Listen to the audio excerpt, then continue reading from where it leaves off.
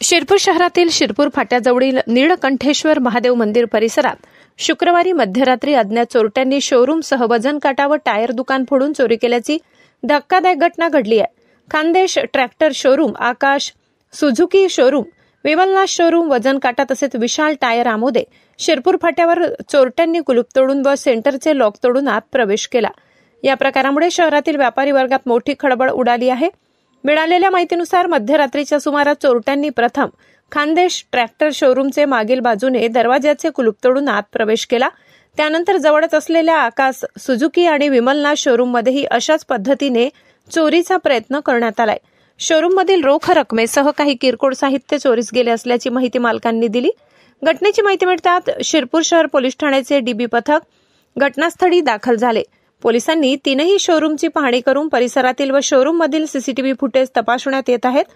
प्राथमिक तपासात चोरटे सीसीटीव्ही कॅमेऱ्यांमध्ये स्पष्टपणे दिसून आले असल्याचे पोलीस सूत्रांनी सांगितले. फुटेजच्या आधारे चोरट्यांचा शोध सुरू करण्यात आला असून लवकरच गुन्हेगारांना अटक केली जाईल असा विश्वास पोलिसांनी व्यक्त केलाय. दरम्यान एकाच रात्री शोरूमसह इतर ठिकाणी दुकान फोडल्यामुळे व्यापारी वर्गात भीतीचे वातावरण निर्माण झाले. रात्रीच्या वेळी शहरात गस्त वाढवावी, पोलिसांनी पेट्रोलिंग अधिक कडक करावी अशी मागणी स्थानिक व्यापाऱ्यांकडून करण्यात येत आहे. शहरात गेल्या काही दिवसांपासून चोरट्यांनी डोके वर काढल्याच्या घटना समोर येत असल्याने पोलिसांसमोर आव्हान उभे राहिले आहे.